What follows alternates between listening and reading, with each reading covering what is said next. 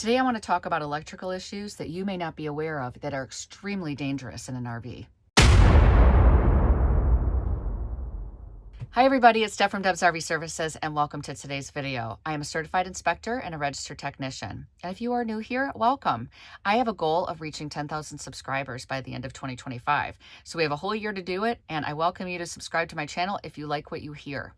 So today I want to talk to you about electrical issues. I'm going to give you some of the problems that I see out there as an inspector, some of the things that I inspect during my inspections that pertain to electrical issues, and then I'm going to give you ways that you as an RVer can help protect yourself. So let's get started. As an inspector, I do a very big visual inspection of all the electrical components. I go into the breaker box and I open that panel up. I also go into the transfer switch and I open that panel up. So what I'm looking for, I'm looking at the wires to make sure that they are not double tapped, which is something that I find a lot.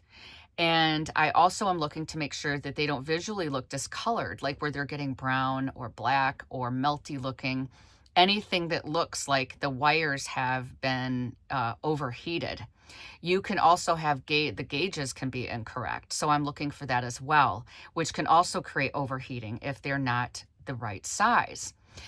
So one of the issues that I saw recently was I went out to do an inspection, and this was a newer RV, and the wires were double tapped. So what I mean by double tapped is that you might have two wires connected into one lug on a bus bar, and that is actually against code.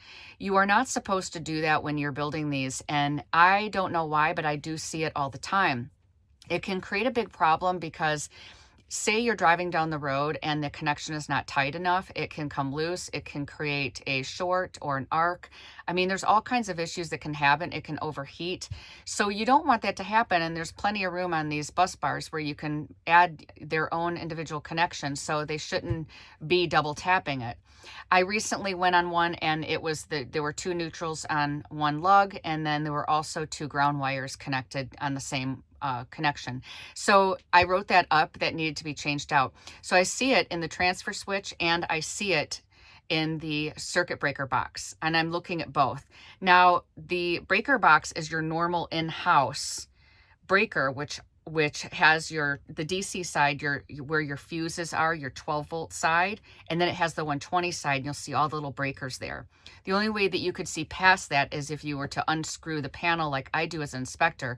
But I do want to warn you not to do that yourself unless you have some kind of electrical experience, or you really have to shut off the power sources and make sure that you are not touching any of those. You can get electrocuted there. So I would recommend for you not to go and start messing around with those wires. I would hire in a certified inspector or certified technician to come in if you want that inspected for you, if you haven't had any kind of inspection on your RV.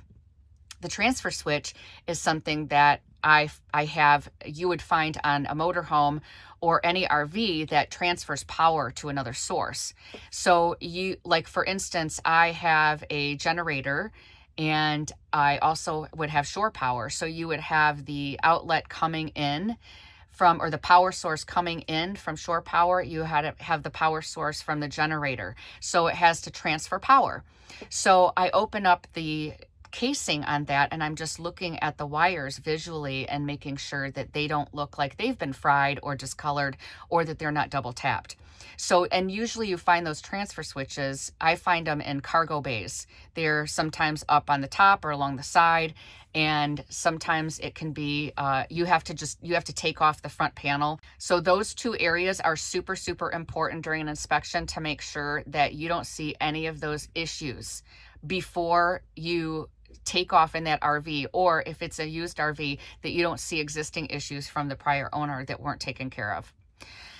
Other things that I do during my inspection are a hot skin test. Now, a hot skin test is going to tell you if there's some kind of broken ground throughout the RV. It's when the RV is already connected to shore power, and I'm making sure that that whole power source is good and there are no problems on the RV. So I'm connecting my multimeter and I'm connecting into a ground source, and then I'm taking my positive lead and I'm checking to make sure I don't find voltage. I'm checking it on the metal surfaces.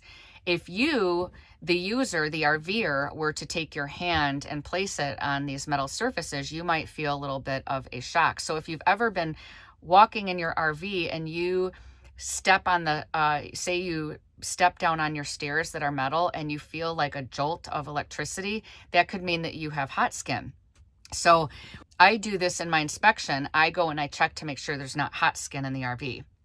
So something that you can do as a user to start your first line of defense to make sure that you don't have electrical issues is to make sure that you're protected with a surge protector. So specifically an EMS surge protector is the best type. And you can get one from Progressive. They are a reputable company. I can provide a link below to that through Amazon. And they have a really good surge protector. And what you're going to do is you want to plug that into the pedestal before you connect your shore power. That's going to protect you first against any electrical issues that are happening at the pedestal. So you never know when you go to a campground if those wires are having a problem too. You can have the same kind of wiring issues that you have inside the, transfer switch or your circuit breaker box. You can also have that at the pedestal. So having a surge protector is key to helping protect your RV from having all kinds of electrical issues. If you were to just plug directly in without having that protection, that would cause a lot of problems for you. So before you turn on what you want to do is you want to plug in, you want to turn on the breakers, you want to check it, and then you can plug in your power source, okay? Then the second line of defense that you want to do is you want to make sure that you've already had your inspection on your RV so that the circuit breakers, that panel has been checked, that your transfer switch has been looked at, and you don't see any loose wires, you don't see anything darkened or heated up. You are making sure that you don't have double tapped wires, and all those things can help protect you. So after doing all that and getting your inspection, you are good to go out there. If you haven't had an inspection and you're already out there RVing, you can always hire a certified inspector or a certified technician. Something else that is not a part of the NRVIA standard of doing an inspection is checking the torque level on each of the wires. So as a certified inspector from NRVIA, we are not to do that, so we can only do the visual inspection. But you can hire a certified technician to come out and make sure that all the wires are tightened appropriately. Please don't do this yourself unless you understand electricity, because you can take the chance of getting electrocuted and you don't want that to happen. But checking the tightness of the wires, there's a specific torque level that these wires are supposed to be at, and if they're not proper, it can cause a big problem down the road. So you can prevent any kind of electrical hazard from happening in your RV, and you can be prepared to get out there and have a great time camping and enjoying your life. I hope that you enjoyed today's video, and please like, subscribe, comment below if you have had any of these experiences with any electrical issues in an RV, and I will see you on the next video.